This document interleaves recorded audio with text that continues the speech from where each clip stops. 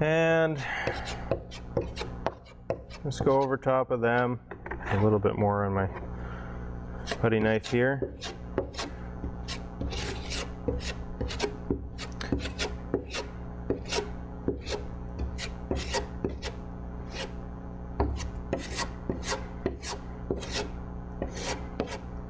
Again, you don't have to be perfect here because it is nice and easy to sand off.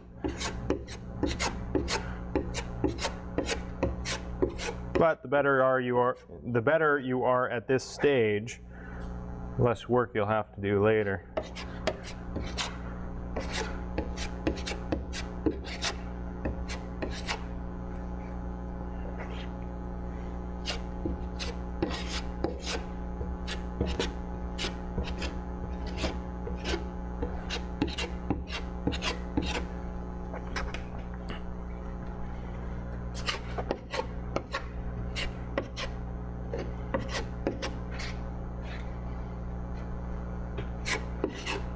And if there are any knot holes in the wood, any areas where it looks a little rough, then you want to fill those in as well.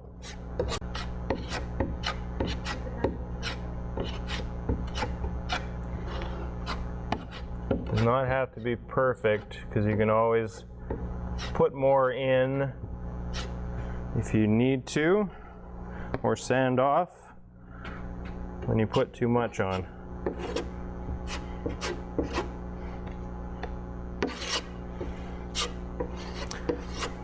Now in general, it doesn't have to be perfect anyways. You just want to get it as smooth as possible because you don't want any of these details telegraphing through to your last layer where you do want a nice cosmetic surface.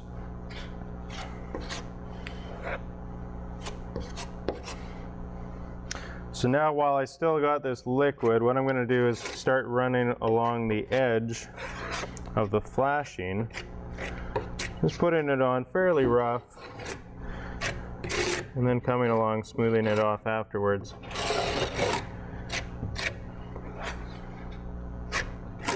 And I'm just trying to blend in this edge here.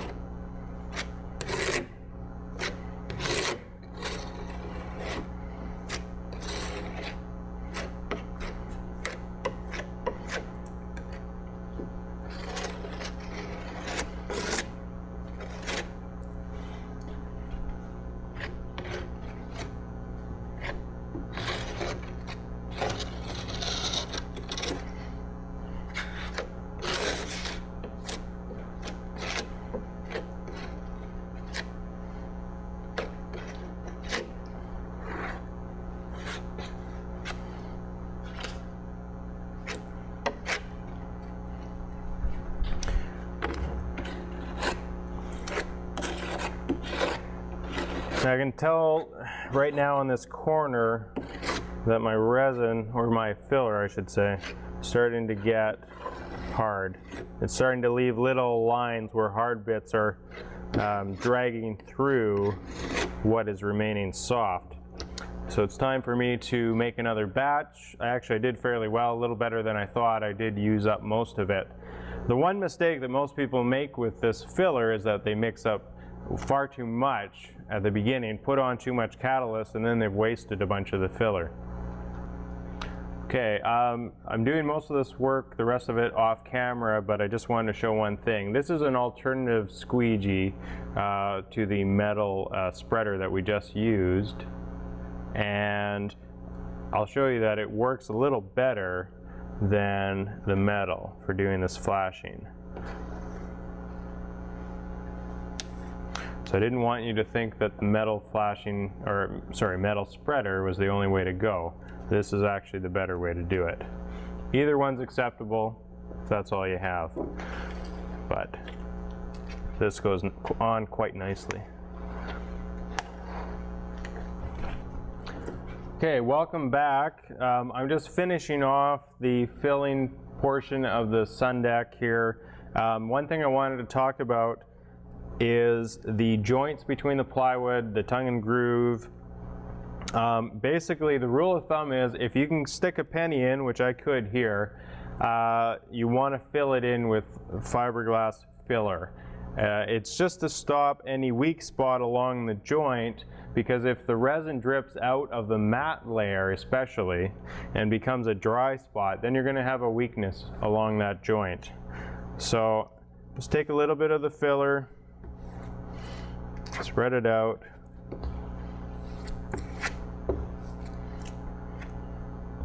and fill in that joint. Again, nice and thin everywhere else.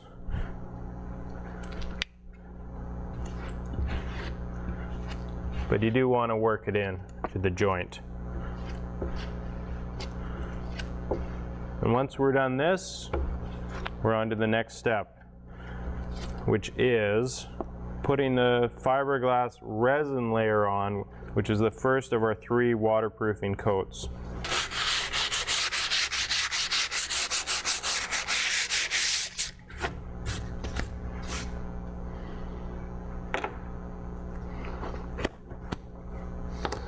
Okay, I've just finished sanding everything here using a nice coarse grit paper. It only took me a few minutes really to take everything down here. Just working my way around the edges, over the screw holes, anywhere where there was a lump of filler, just knock that off. You can see here my sandpaper's gummed up a little bit, so it would have been nice if I had a little bit more time to let this dry, but I want to move right along. About the nail holes, or where the nails go in, the nail heads, you don't have to worry about that too much because the mat's going to come over top. Now if you made a real dimple here, you really whacked on the nail and it's down a bit, then yeah, fill that in. I didn't do that. They're, if anything, a little bit high, and the mat's just going to go over top of that and blend right in. And you noticed, of course, I was wearing the respirator. The filler dust is not as bad as the fiberglass. There's no little fibers floating in the air with this stuff, but still, good idea to wear the mask. Keep your lungs protected.